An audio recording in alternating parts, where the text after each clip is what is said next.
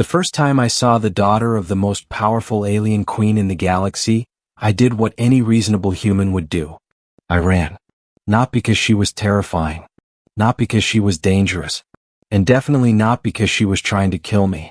I ran because she was smiling. And that was far more frightening.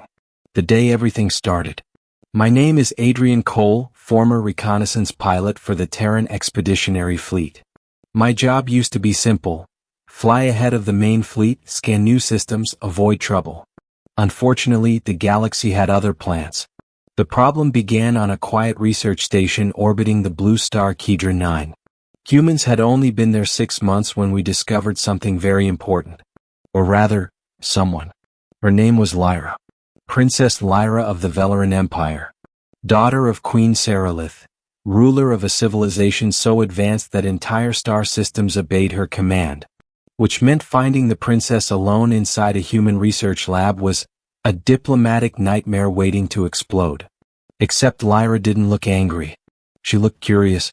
And when she saw me standing there holding a half-finished cup of Terran coffee, she tilted her head and asked a question that started the chain reaction.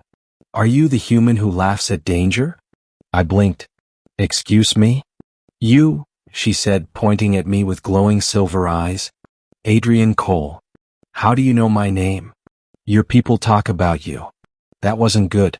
Humans talking about me usually meant trouble had happened. Lyra walked closer, studying me like a scientist observing a strange creature. I wanted to see if the stories were true. "What stories?" "That humans are brave," she said. "Or foolish." "Sometimes both," I admitted. She smiled. That was when I ran. The chase across the stars. You see, Lyra had developed a very unusual interest in humans. More specifically, me.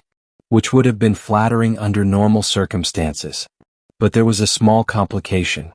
Her mother, Queen Seralith, ruler of 7,000 inhabited worlds, commander of the Velaran Imperial Armada, a being who could erase civilizations with a single command.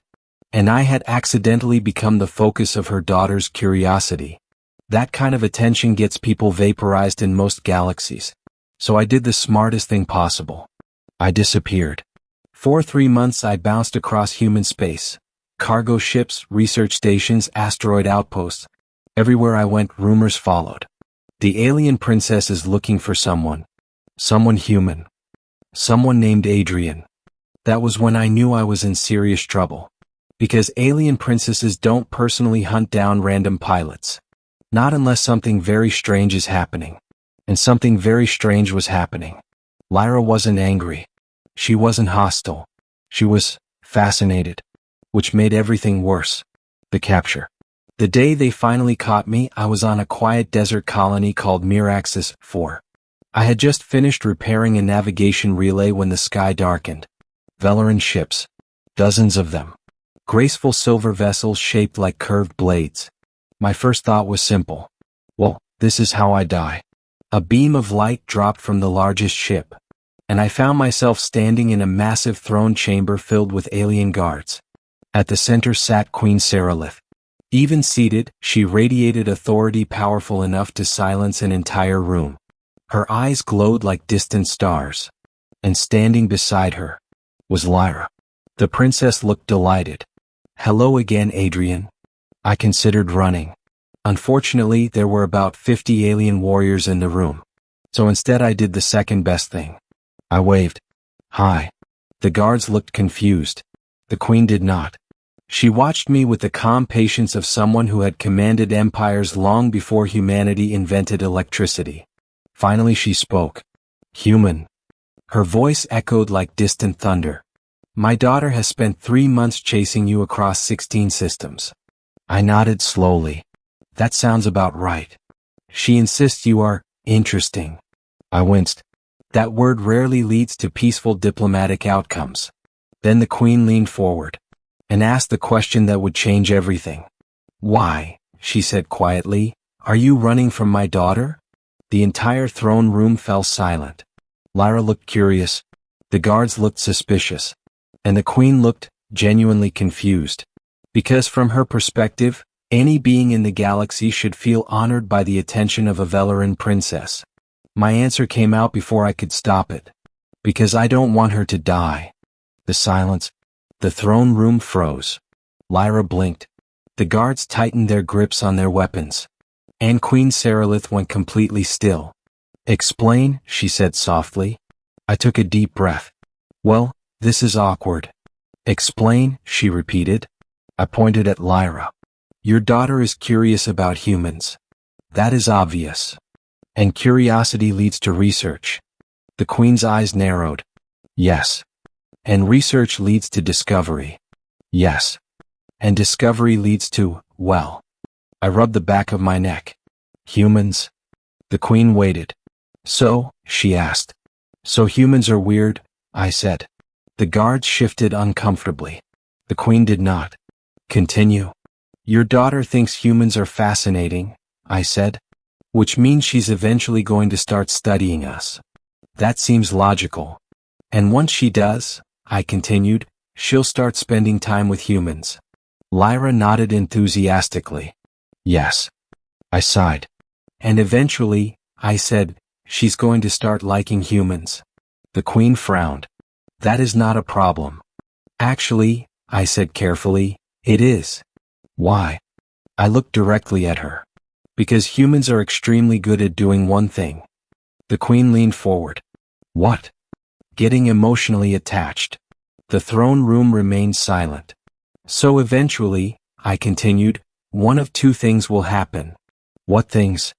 Either your daughter falls in love with a human. Lyra tilted her head. Or, the Queen asked. Or humans fall in love with her. The Queen frowned deeper. I still fail to see the issue. I sighed again. Because humans are fragile. The Queen's expression shifted slightly. And when humans care about someone, I continued, we protect them. Lyra smiled. That sounds nice. It is, I said. Then why run? I looked straight at the Queen. Because one day someone will threaten your daughter. The room went cold. And if that happens, I said quietly, humans will fight for her. The Queen's eyes narrowed. That is expected. No, I said. You misunderstand. I paused. Humans don't fight like your people. How do they fight? With everything. The Queen leaned back. Still listening. Humans don't surrender loved ones, I said. We don't negotiate when someone threatens them. And we definitely don't walk away. The Queen watched me closely. Meaning? Meaning if someone tries to harm your daughter, I said, humans will start a war to stop it. The room went silent again. And that war, I said carefully, would be against anyone. Even us? The Queen asked. Yes. Lyra blinked slowly. I took a deep breath. And that, I said, is why I ran. The truth. The Queen stared at me for a long moment. Then she asked quietly, you believe humans would wage war for my daughter? Yes. Why? Because she's kind, I said simply. Lyra froze. She listens, I continued. She's curious. She treats people like they matter. The Queen's expression softened slightly. And humans, I finished, would protect someone like that. Even if it meant fighting the most powerful empire in the galaxy. The Queen slowly stood. Her towering presence filled the chamber. Then she asked one final question. Human? Yes. What if my daughter chooses to stay among your people? I smiled slightly.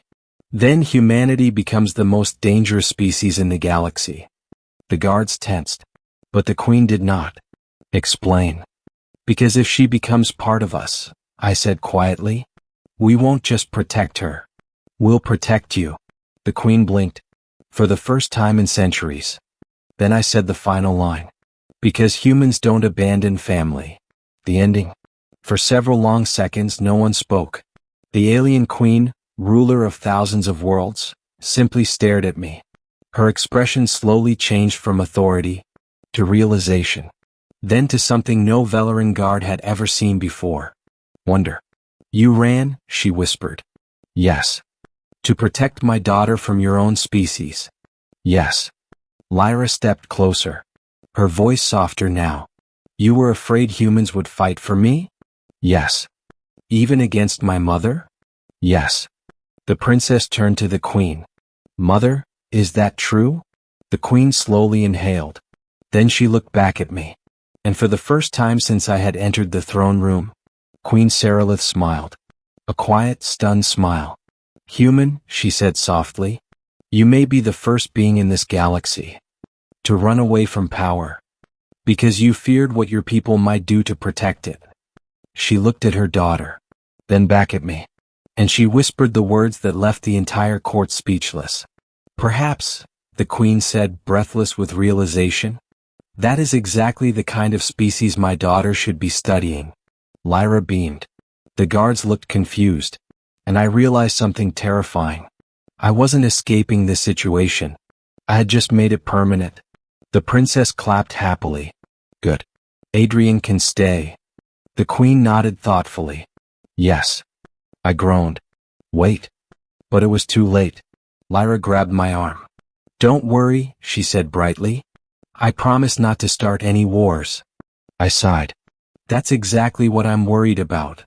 Across the throne room, Queen Saralith watched us with quiet fascination, because for the first time in Velaran history, the most powerful empire in the galaxy had just discovered something new. Not a weapon, not a rival, but a species willing to fight the universe for the people they loved. And that realization left the AlienQueen completely breathless. End of story.